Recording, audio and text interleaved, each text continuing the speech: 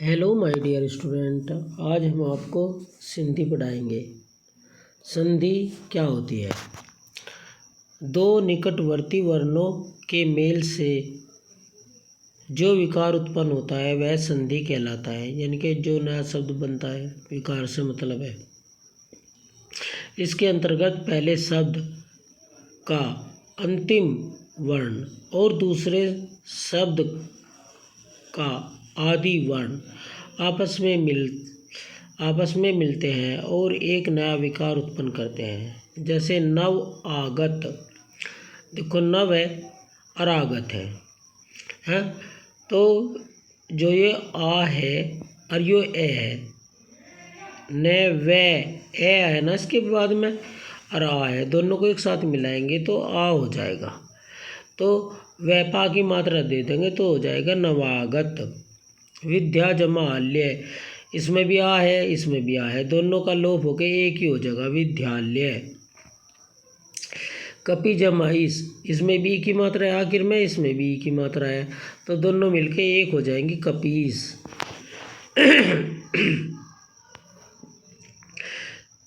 संधि के भेद।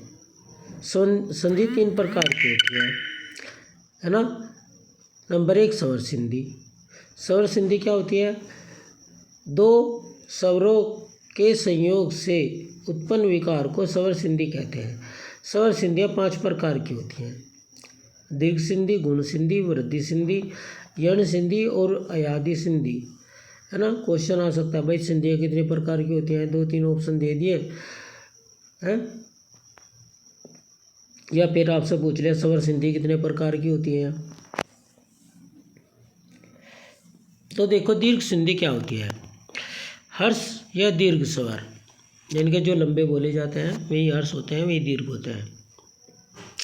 ए ई उ तथा ऋषि के पश्चात क्रम से हर्ष स्वर या दीर्घ स्वर आए तो दोनों मिलकर दीर्घ स्वर आ ई उ या री हो जाते हैं। ये सब दीर्घ स्वर हैं, आ ई उ री हैं, ये दीर्घ स्वर हैं। जब इनके बाद कोई भी दीर्घ स्वर आए तो ये मिलकर दीर्घ स्वर हो जाते हैं। जैसा ए प्लस ए आ, ए प्लस आ,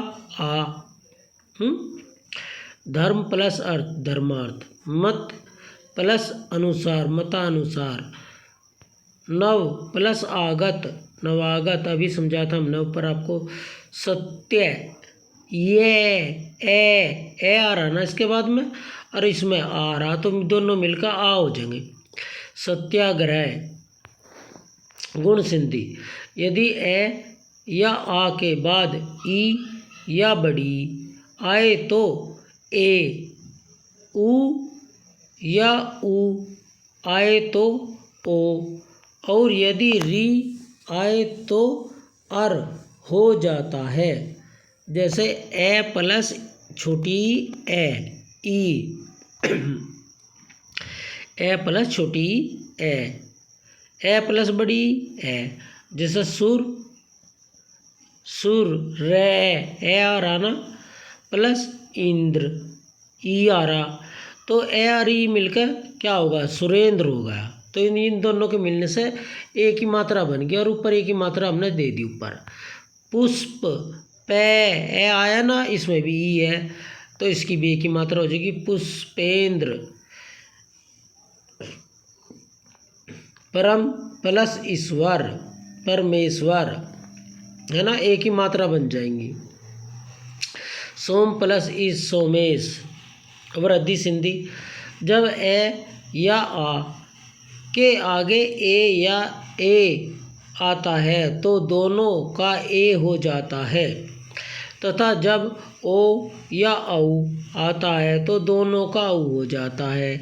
जब ए और औ क्रम से स्वरों ए तथा ओ में वृद्धि ओ के रूप में वृद्धि होती है तो इसे हम वृद्धि संधि कहते हैं। जैसे ए प्लस ए क्या हो जाएगा? ए हो जाएगा। ए प्लस ए ही हो रहा होगा, है ना, दीर्घ स्वर ही रहेगा। लोग जमा ए सुना, लोग ए सुना। एक प्लस एक एक एक, मत जमा एक कैव्य तो mateव, या तो बड़ी की मात्रा में बदल जाएंगे। धन जमा ऐश्वर्य धने धनेश्वर्य।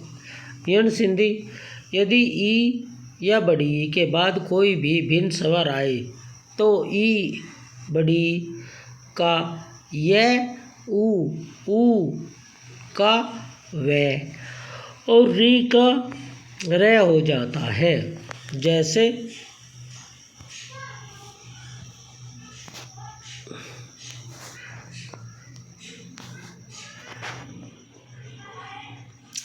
ई प्लस ए तो यह हो जाएगा अति अधिक। आखिर में ती आया और अधिक आया, ए आया तो ई प्लस आ प्लस क्या हो जाएगा, यह हो जाएगा अत्यधिक। यदि प्लस अपि यदापि, अति प्लस आचार अत्याचार, इति प्लस आदि इत्यादि। बड़ी हो गया रा होगा तब या हो जाएगा। ठीक है, तो अब इसका पांचवा रूप है अयादि संधि।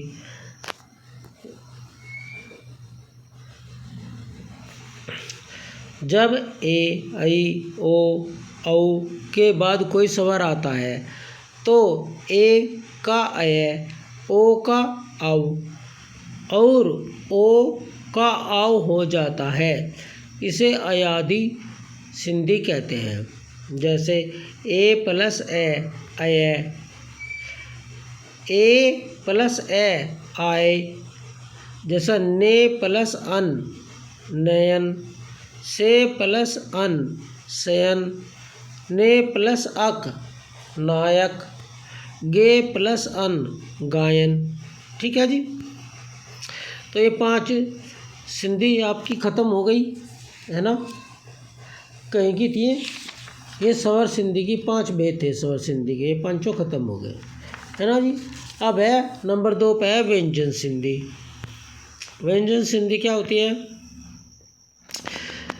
व्यंजन के बाद स्वर अथवा व्यंजन आने पर जो परिवर्तन होता है उसे व्यंजन संधि कहते हैं। जैसे दिक प्लस अंबर दिगंबर, वाक प्लस इस वागीस, अच जमा अंत अचंत,